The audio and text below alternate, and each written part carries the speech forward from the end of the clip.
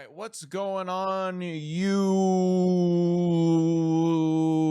Vietnamese land badgers? Today we're doing something different. We're doing an onboard walkthrough breakdown. We got a special guest, Rocky, right here. Oh, what do you see? What do you see, Rocky? What are you barking at?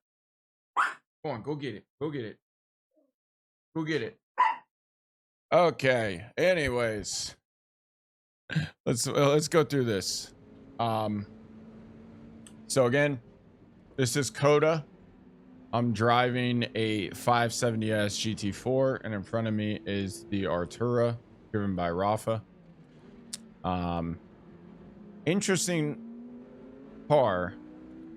I'll just walk through some things I noticed about the car. So it's a little old. I don't know what year this is, probably 17, 18, 19, something like that. But it's funny, for such a great car, the wheel is really good, but as you guys can see, like dude, this wheel might be $600, $700, $800. And then on around a $200,000 car. For me, I love the feeling of the wheel itself, but the issue was that top bar, it blocks you can't even really see it on camera, but because where the bar is, but the camera's positioned pretty much like right at my eye line, so it's very hard for me to see the actual shift lights. You can see the green, you can see somewhat of the blue. I couldn't see the red, so I was judging based on the 0, 1, 2, 3, 4, 5, 6, 7. I was shifting based on that, not necessarily the lights. If you see me on the straight, I'll do it right here where I'm like looking down, like bobbing my head like this. That was to look for the shift lights. That right there, I forget how to say it. Benetton. That's a 1995 Benetton F1 car. Pretty interesting. My buddy told me that, so if I'm wrong, give him crap for it. Yeah, but for the first couple laps, I'm just trying to drive as close as possible to simulate like a race scenario situation. Took the outside primarily because I saw this boxer coming up, and which for this part they're not that slow, but for the rest of the track they are. Sort of to pinch Rafa on the inside, give him nowhere to go, and that's when I overtook on the outside. Dive bombed them right here, which most of the slower guys, or the slower cars, are gonna let you buy it in this run group, which is the track rats. Again, you can see me like looking down right there. You can somewhat see it.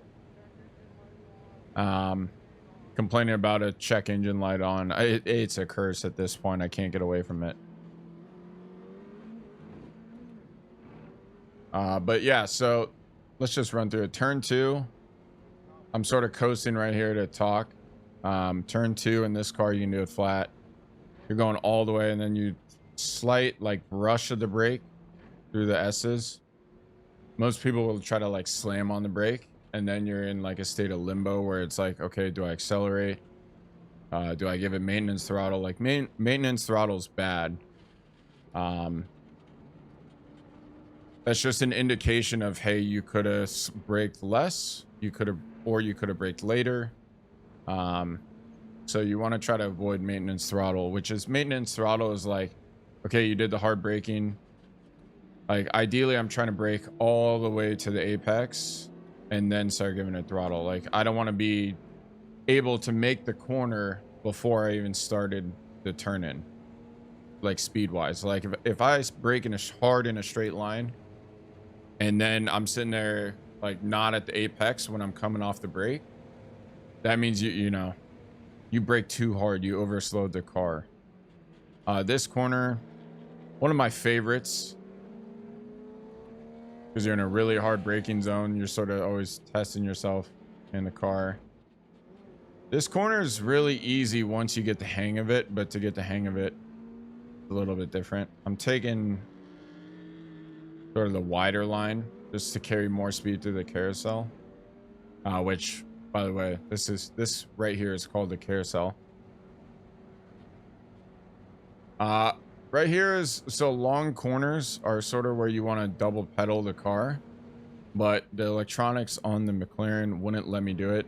You want to put that yellow curb in between your, like in the middle of the car. And then this is the start to the fastest lap I had of the weekend.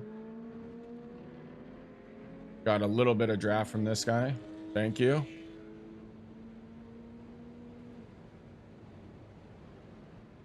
Checking my mirrors. Brake at the 100.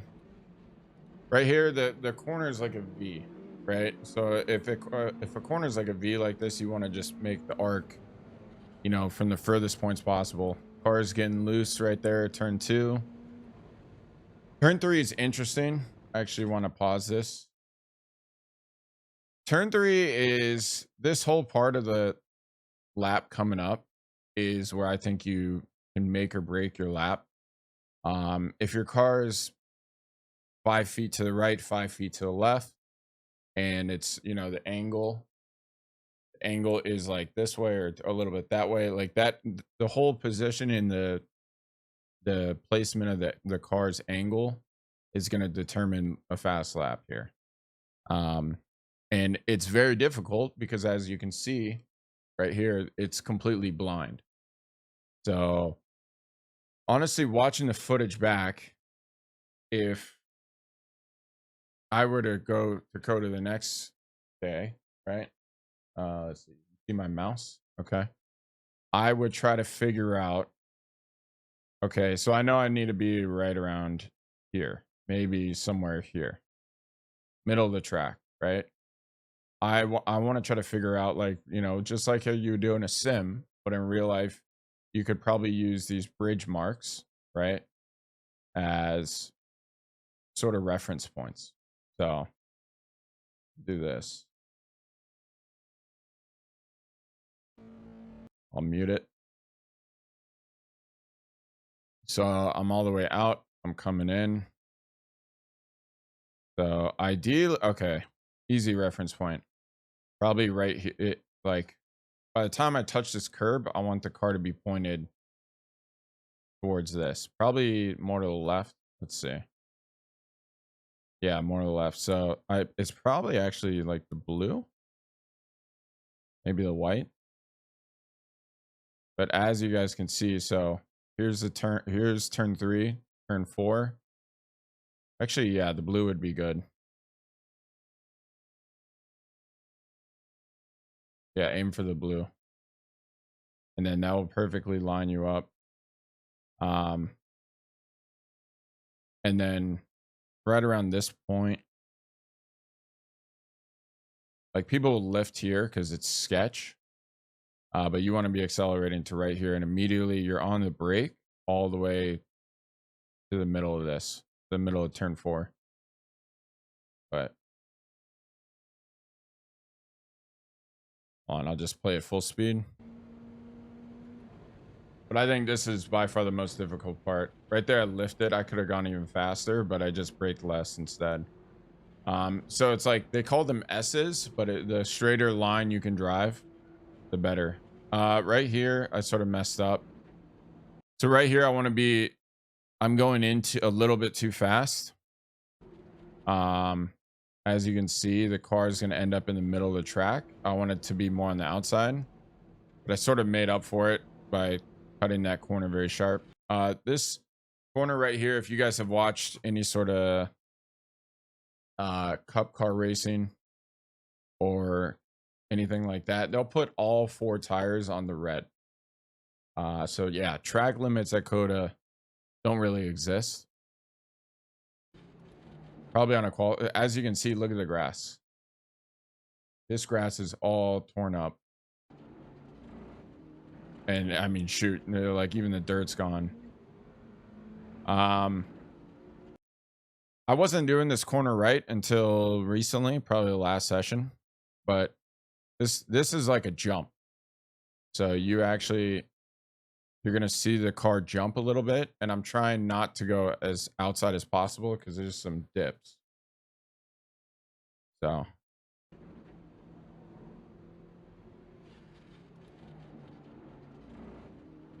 see, I should have cut it even tighter than that. Those little dips will slow you down. Right, that's a blind corner. Turn 11. It's a weird one. Not much. It's if you can do turn 1, you can do turn 11, and if you can do both those, you can do 12. This is, excuse my profanity, this is my coach Cameron. He's in a cup car, way faster. Car's like 550 horsepower. These are at 420. Crazy the amount of difference. Like he was basically coasting. As you guys can see, the car, I know I'm on the limit or close to it based off the wheel getting oversteer on the entry of corners. Because I'm aiming for entry oversteer, exit understeer. This guy, we actually looked at the data. Like, yeah, it was just for that point, but he costed me the whole entire carousel. Carried way less speed. We looked at the data, and I actually lost about 1.3 seconds just from that one guy. So fast hands right there. Some reason there's way less grip. But this lap was a 2:19.6. If I didn't have traffic, it would have been a 2:18.3, which for the secondary driving this car, that's really good. Cameron, you may have seen this on Instagram, but he overshot the corner on purpose to see if I would go for the gap. Did it, passed that test, and then damn, I wasn't even that mad because of how good that car sounds. See, he's doing the proper line here. So look at where his car ends up, way on the outside.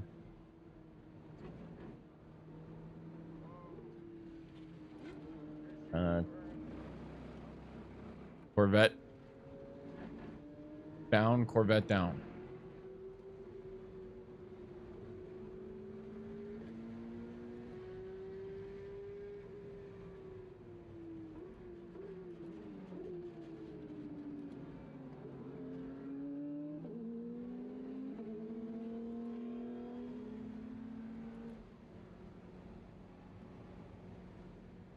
Right here, we're sort of waiting up. You guys can't hear the comms. But we're waiting up for Rafa, and then we're gonna drive everyone close together.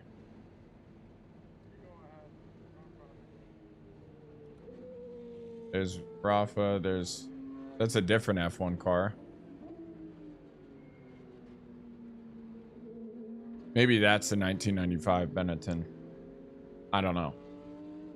Someone in the comments, if you want to look that up for me, that'd be great. I have no idea what car that is.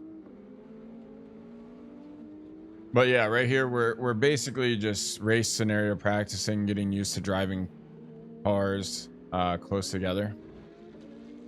By the way, so I'm left foot braking all the time now. I applaud race car drivers that don't left foot brake. I feel like that is, dude, it's got to limit you so hard. The other day, some idiot turned out in front of me, and if I was not left foot braking, I would have basically T-boned the guy. I mean, it would have been his fault completely because he didn't look before making a left-hand turn. But if I was not left foot braking, if I couldn't react immediately, then there would have been a car crash. So why they don't teach left foot braking to begin with blows my mind, because they should. Like I firmly believe that everyone driving on the road today, doesn't matter what country you're in, doesn't matter where you know, reside at or whatnot, like you should be left foot braking. Truck comes out. Pretty sure we see checker flag coming up. By the way, this was, oh, before I get in the camera, look at this. The F1 car locked up and then just brushed the wall. It probably needs the new front wing. Luckily, it looked pretty controlled. But yeah, so that is that. Let me show you guys something cool. There you go. So, oops, just got this in. The next track day.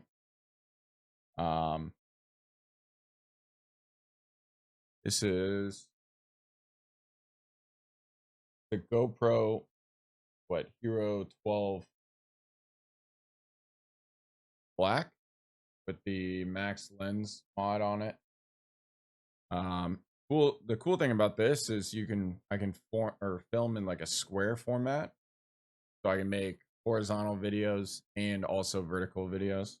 All right, thanks guys for tuning in. Hopefully you enjoyed this commentary context. What's sort of going through my brain.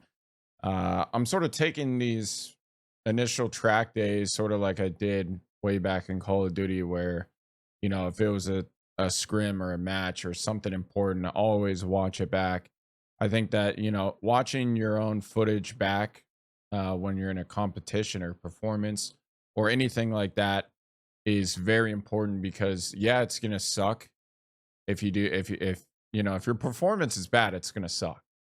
But you absolutely have to do it. So this video is for you guys, but it was also for me.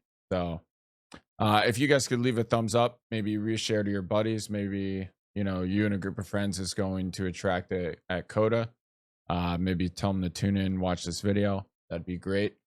But anyways, for now, guys, time for some sim racing streams. So I'll see you guys later.